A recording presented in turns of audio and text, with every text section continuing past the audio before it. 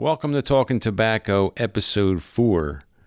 In this episode, I'm going to talk about the tobaccos I smoked the most this past summer. And I came up with an idea for myself, and maybe it's something you do too. And if it's not, maybe it'll still give you an idea. So, because I have so many tobaccos opened that I never get to, I want to circle back and start resampling these blends that I have in the cellar that maybe I smoked a bowl or two and put them away. And I can't think of a better way to do it than seasonal. So I have just finished packing away my summer blends. Summer's not officially over according to the calendar, but I'm done with it. So Labor Day's over. That's it. I'm going into fall mode. I think today we just had our last 90-degree day. The weather's supposed to break here in the Philly area. So I'm going to start smoking my fall blends. So what I'm going to do is have 5 fall blends in my kitchen cupboard. That's where I keep the tobaccos that I'm smoking the most, and then everything else is in my cellar. And not that I can't go down to my cellar to grab something, but you know, if you're feeling a little lazy, you don't feel like going into the basement. All right, you keep the blends that you're trying to at least smoke for this fall close at hand. So the blends I smoked the most this summer, I'm going to give them to you in order of 5 through 1. And then we'll talk a little bit about what I'm going to smoke for the fall. So the 5th rated blend, or the 5th blend that I smoked the most this summer, was HH Pure Virginia. It was great. I liked it a lot. If you haven't smoked any of Mac Baren's HH line, I think that line only comes in flake, but that's all. I'm not positive about that, but that's all that I've seen so far from the HH line that I've had. And their flakes are amazing. They're cut perfectly. They're nice and thin. They crumble easy. They're like a pleasure to work with. I know that sounds silly, but the HH Pure Virginia, I would say it smokes more like a darker Virginia, like a red Virginia, but I mean, they could have been brights. I think the tin I had is 2 years old. Not that that's crazy old, but the flakes appear darker to me. They smoke like a darker Virginia. Apparently, there's minimal casing on this blend with no top note, just a straight pure Virginia, and it was really good. And I used to smoke this blend with a black tea because it does actually have tea notes in that blend. It was really, really good. And anytime I just was in the afternoon when I was making a cup of tea, that's the blend I would pull, because that's the blend that I had on hand that smoked the best with tea. My number 4 was Bullseye Flake. I did that. I did my first, or episode 2, I think, was on Bullseye Flake. So I talked all about that.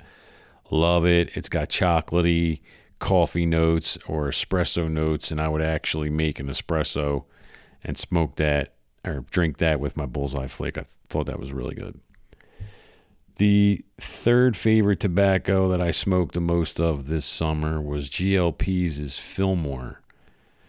Fillmore's a Virginia Perique, and it says on the tin made in the Scottish sense or something like that, or the Scottish tradition.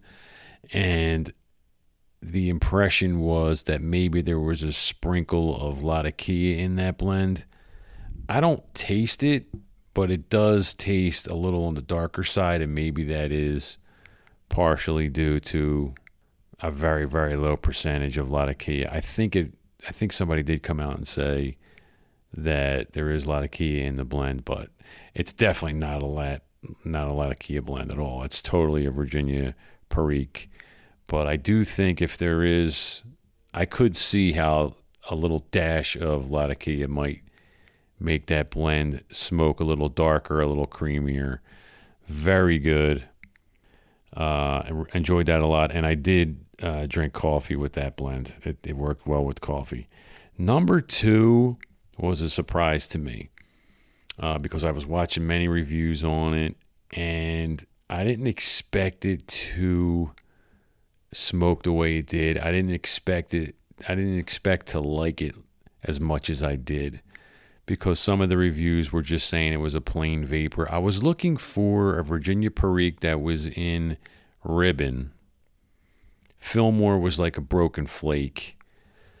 And I had Elizabethan, and I didn't really enjoy it. And it's crazy to say.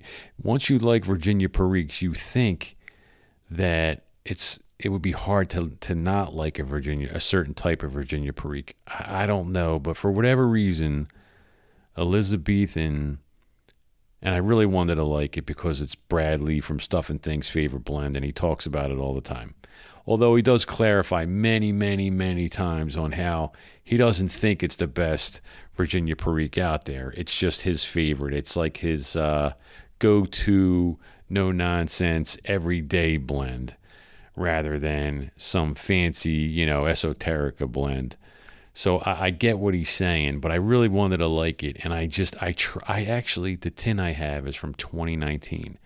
So it has 4 years on it. And every 6 months I would go back and sample it, and I would say, I just don't like this. And I couldn't figure out why, because I like other Virginia Periques. So I still don't know. I still don't know if it's where the Virginias are from, or where the Perique is from, or the percentages of Perique to Virginia. I don't know, but for whatever reason, so far I just don't get Elizabethan. I'll keep trying it because since I have that tin, it's got 4 years on it. Well, it's jarred, but it's got 4 years on it. So I'll keep sampling it here and there.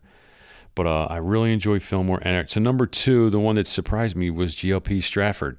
It's mostly bright Virginia, I believe, and it's just delicious. There's this zestiness to it, and maybe that's me. Maybe I like brighter Virginias right now. I don't know, but there's this zesty flavor in that blend that I absolutely love. I ripped through the tin.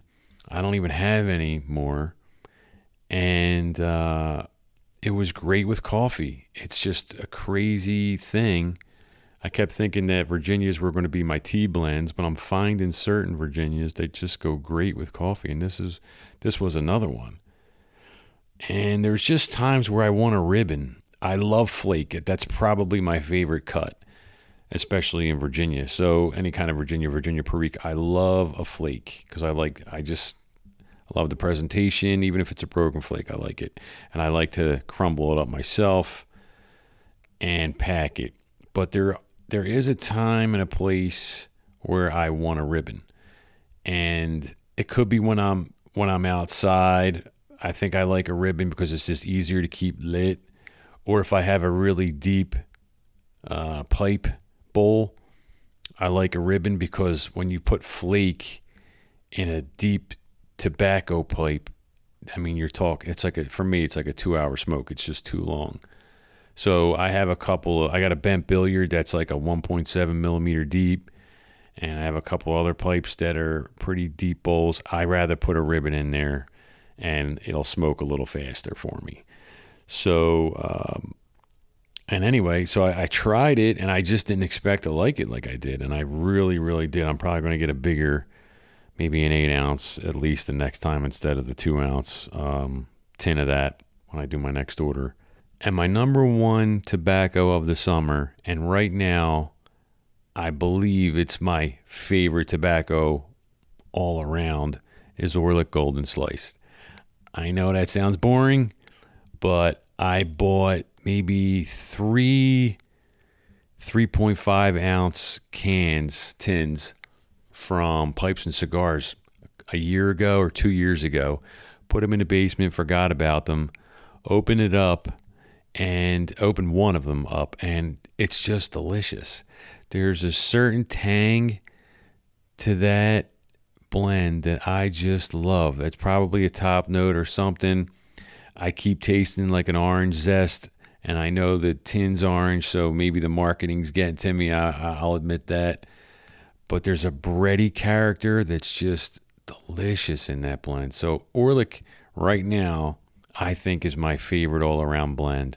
And it's killing me not to be smoking that in the fall because I'm trying to get to all these other jars that I have opened. And I'm going to try to save Orlik for the summer. I'm going to see if I can actually I probably won't make it to next summer without having Orlik. But we'll see. I'm going to try. I'm doing it just for the fact that, I opened so much and it just feels so wasteful. Like I got to get back and give these blends another chance, and I got to give them some dedicated time, not just one bowl here or there. Like I got to get in, and I want to just, really sit down and smoke these blends and see if I like them or see if that was the last time I'm ordering them. So I'll go ahead and give you a preview of what I think my 5 fall blends are going to be. So I'm going to do this from now, which is, let's just say September. I'm going to do September, October, and November. I'm going to smoke fall blends. And what I'm going to do is I'm going to smoke my Burley blends. The Burley blends that I sampled and didn't really get into much. So here's what I came up with. And this is really in no particular order. But number 5 is Cornell & Diehl's Burley Flake number 3. So Burley Flake number 3 from Cornell & Diehl is Virginia, Perique, Dark Fire, Kentucky, and Burley. I do already have it opened. I tried a bowl or two maybe a year ago. From what I remember, it was pretty potent. So I don't know if there was a lot. I think it's mostly Burley. I wish that Smoking Pipes would list the components in order of, percentage of leaf in the blend. In other words, if you look at components for Burley Flake number 3, if you pulled up Burley Flake number 3 on Smoking Pipes and you look at the components, it says in order Virginia, Perique, Dark Fire, Kentucky, and Burley. I'm pretty sure Burley is actually the highest content leaf in the blend, so I wish the components were listed that way, where it said, like it is on food. So if it said Burley, it should be first, then probably Dark Fired, then probably Perique, and the Virginia's probably last, from what I remember. It's been a year since I smoked it, but I remember it being potent, so I'm a little nervous about that. Number 4 is Burley Flake number 4. These are the only 2 Cornell & Diehl Burley Flake series I have. I have 3 and 4. So number 4 is Virginia, Latakia, Dark Fire, Kentucky, and Burley. So I guess it's the same components except you swapped out Perique for Latakia. But of course, the percentage of components are probably different as well. I think I remember this one being a little softer, probably because the Latakia smokes softer than Perique, in my opinion, and the Latakia is probably giving it a little bit more cream and a little less spice than the Perique. But that's what I remember. Again, it's been like a year since I smoked it. Number 3 on my list is Cobblestone Outdoors Hiking. It's a straight Burley. I'm sure there's top notes on it in casings because I remember it just being almost black. I might have had a bowl or two and then haven't touched it. I got into this blend from a video that Beans did on YouTube. If you don't know who I'm talking about, if you go to YouTube and type in Beans 316 and then any tobacco name, his videos will come up. He absolutely loved this blend. And I had just run out of Solani's Aged Burley Flake. And as you know, if you're into that at all, you can't find it on the shelves. I can't find it anywhere. It's been out forever. So I got the Cobblestone Hiking, and to me, it was way darker than Solani. Solani smokes very light, actually, in my opinion. Flavorful, but subtly flavorful. And Cobblestone Hiking was like a whack on the back of the head with a pipe, from what I remember. So that I have as number 3. Number 2, I'm going to get back into my 8-state Burley from, God, it was 2 drops ago. So I don't know if it was 2022 or 2021 or 2020. Can't remember. But when I do this actual review for my fall blends, and this is just kind of like a preview, I'll let you know which year it is. I think maybe it's 2021. Can't remember. I'll figure that out and fix this on the next one. But I actually recently had a bowl that, oh my God, it's aging so well. It is light and creamy. It's almost like they took a Cadre blend and made it a boutique version of one. So don't get me wrong. It doesn't taste like a Cadre blend. Like, it tastes quality, but I don't know. It almost kind of looks and smokes like one. But man, it is creamy and smooth. If you ever had a harsh Burley, I wouldn't let this one deter you at all. It is smooth, especially with a couple years on it. Holy cow. I bought 2 tins, and I have one in the cellar, and I only smoked maybe half of that other tin. So it should fit nice in my rotation for my fall blends. My last fall blend is not a Burley. I figured I'm going to save it probably for November when it starts to get a little bit more cool here, where then in December I'm going to transition into my English blends, my heavier Latakia blends, and get back to those. But this will be a nice transition because it's a light English, and it's Squadron Leader by Sam Gawith. I didn't understand this blend when I first got it years ago, and that's because I was into such heavy Latakia blends. Pirate Cake and Westminster and Bengal Slices. Oh God, I miss Bengal Slices.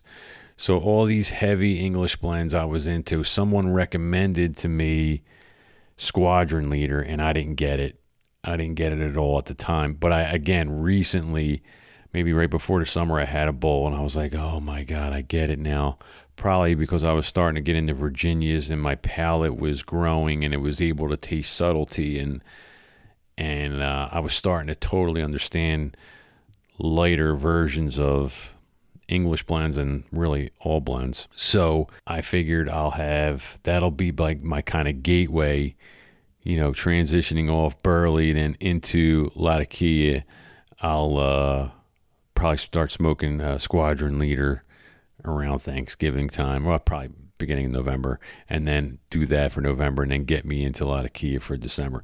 So that's my plan. Maybe you might like this idea, and maybe it would, incentivize you guys to go back and, switch out some jars and get back to some stuff you haven't smoked. Now, I'm not saying this is for everybody, and to be honest, I'm not even sure it's for me, because I'm going to try it this way. But there is small thoughts I have in the back of my head going, why are you going to do this? You love these other blends. Why don't you rip out the Orlik? You're going to enjoy it. Go get Stratford again. Keep smoking that. Why waste time? I get it. If that's what you're thinking too, I totally get it.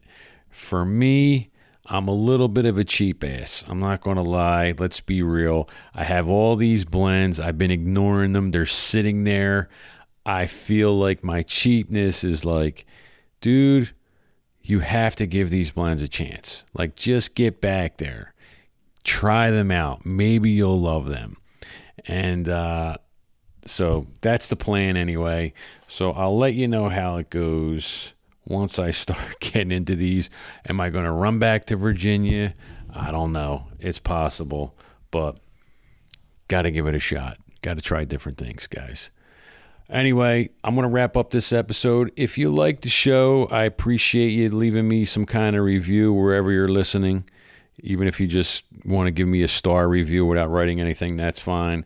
What would really help and what I would really love is if you do like it, share it with a pipe smoker. Share it with a pipe smoking friend. Send him an episode and encourage him to check one of the episodes out. Hit me up on Instagram. I'm at Talking Tobacco. You can DM me or write something on one of my posts. And if you have suggestions for an episode or if there's a blend you want to hear about, I'm taking suggestions. The show is brand new, so I don't know which direction it's going to go. I know I'm going to continue to talk about tobacco and try to get guests on and that kind of thing. So any suggestions are appreciated. Thanks again for downloading the show, and I'll catch you on the next one.